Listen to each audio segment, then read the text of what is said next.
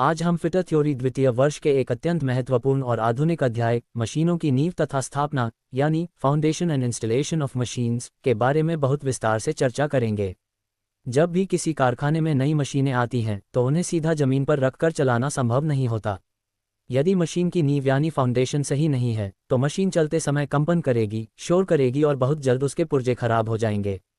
आज के इस अध्याय में हम मशीनों के लिए नींव तैयार करने, विभिन्न प्रकार के फाउंडेशन बोल्ट्स और मशीन को बिल्कुल सही लेवल में सेट करने की प्रक्रियाओं को इतनी गहराई से समझेंगे कि आप किसी भी वर्कशॉप में मशीन इंस्टॉलेशन का कार्य निपुणता से कर सकें। इस अध्याय को शुरू करने से पहले इसके कुछ बुनियादी नियमों को जान लेना आवश्यक है। पहला नियम, मशीन की नींव का आकार और गहराई हमेशा मशीन के वजन, उसके द्वारा उत्पन्न होने वाले कंपन और मिट्टी की वहन क्षमता बेयरिंग कैपेसिटी के अनुसार ही तय होनी चाहिए। दूसरा नियम, फाउंडेशन बोल्ट्स को कंक्रीट में सेट करते समय उनकी पोजीशन और अलाइनमेंट में 1 मिलीमीटर की भी चूक नहीं होनी चाहिए। तीसरा नियम, मशीन को तब तक पूरी गति पर नहीं चलाना चाहिए जब तक कि फाउंडेशन का कंक्रीट पूरी तरह से पक न जाए और उसकी लेवलिंग की दोबारा जांच न कर ली जाए। सबसे पहले बात करते हैं मशीनों की नींव यानी फाउंडेशन के उद्देश्य की। नींव का मुख्य कार्य मशीन के पूरे भार को जमीन के बड़े क्षेत्र पर फैलाना है ताकि जमीन धंसे न। यह मशीन के संचालन के दौरान पैदा होने वाले झटकों और कंपन वाइब्रेशंस को सोख लेती है। एक अच्छी नींव मशीन को एक निश्चित ऊंचाई प्रदान करती है जिससे कारीगर आसानी से काम कर सके। नींव बनाने के लिए आमतौर पर 1:2:4 के अनुपात में कंक्रीट का उपयोग किया जाता है, जिसमें 1 भाग सीमेंट, 2 भाग रेत और 4 भाग पत्थर की गिट्टी होती है। नींव तैयार करने की प्रक्रिया में सबसे महत्वपूर्ण अंग हैं फाउंडेशन बोल्ट्स। ये बोल्ट मशीन को नींव के साथ मजबूती से जकड़कर रखते हैं। आपके पाठ्यक्रम और कार्यशाला के अनुभव के लिए इनके प्रकारों को समझना बहुत जरूरी है।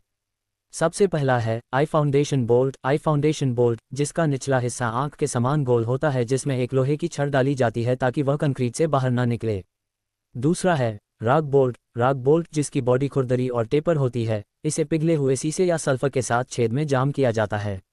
इसके बाद आता है Lewis foundation bolt. Lewis foundation bolt, जो टेपर आकार का होता है और इसे एक लोहे की कीक की मदद से फिक्स किया जाता है। इसकी खासियत यह है कि इसे जरूरत पड़ने पर आसानी से निकाला जा सकता है।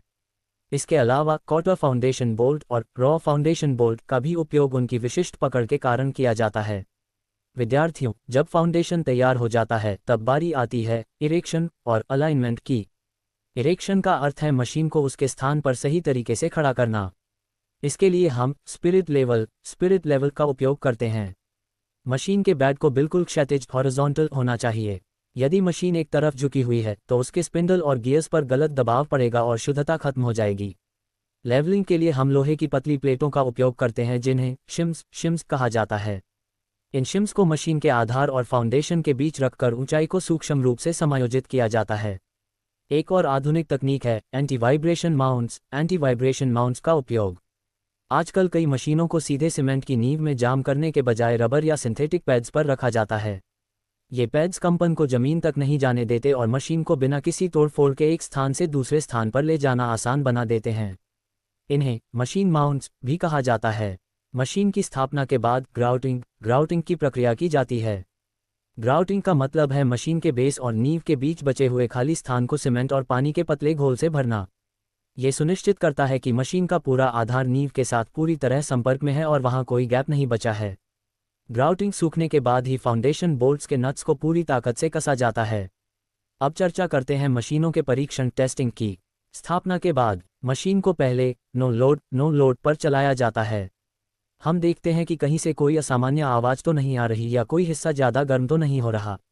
इसके बाद विभिन्न गियर और फीड्स की जांच की जाती है। मशीन की ज्योमेट्रिकल एक्यूरेसी यानी ज्यामितीय शुद्धता की जांच के लिए टेस्टमैन रेल और डायल टेस्ट इंडिकेटर का उपयोग किया जाता है। ये देखा जाता है कि स्पिंडल बिल्कुल सीधा घूम रहा है या नहीं और मशीन का बेड पूरी लंबाई में समतल है या नहीं।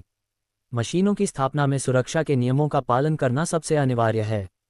भारी मशीन को उठाते समय सही क्षमता की क्रेन या चेन पुल्ली ब्लॉक का ही प्रयोग करें। कार्यस्थल पर तेल या ग्रीस न फैला हो क्योंकि इससे फिसलने का डर रहता है। हमेशा याद रखें कि एक मशीन की लंबी उम्र उसकी सही स्थापना से ही शुरू होती है। यदि आधार मजबूत है तो मशीन दशकों तक सटीकता के साथ कार्य करती रहेगी। विद्यार्थियों, आज के इस विस्तृत अध्याय में हमने मशीनों की नींव के महत्व, फाउंडेशन बोल्ट्स के प्रकार, लेवलिंग की विधियों और स्थापना के बाद के परीक्षणों को विस्तार से समझा है। ये ज्ञान आपको एक साधारण कारीगर से ऊपर उठाकर एक इंस्टॉलेशन एक्सपर्ट बनाता है। इन सभी प्रक्रियाओं को अपने दिमाग में बैठा लें और चित्रों के माध्यम से इनका अभ्यास करें। तो विद्यार्थियों, ये था हमारा आज का अध्याय, मशीनों की नींव तथा स्थापना। हमने आज सीखा कि कैसे एक मजबूत आधार मशीन की कार्यक्षमता और सटीकता के लिए रीढ़ की हड्डी का काम करता है। मुझे उम्मीद है कि फाउंडेशन बोल्ट से लेकर ग्राउटिंग तक की पूरी प्रक्रिया अब आपके सामने स्पष्ट है।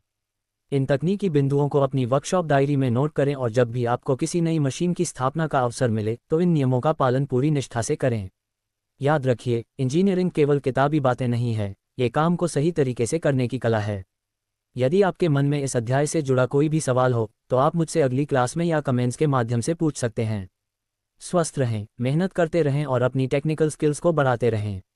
अगले अध्याय में हम एक और नए विषय के साथ मिलेंगे।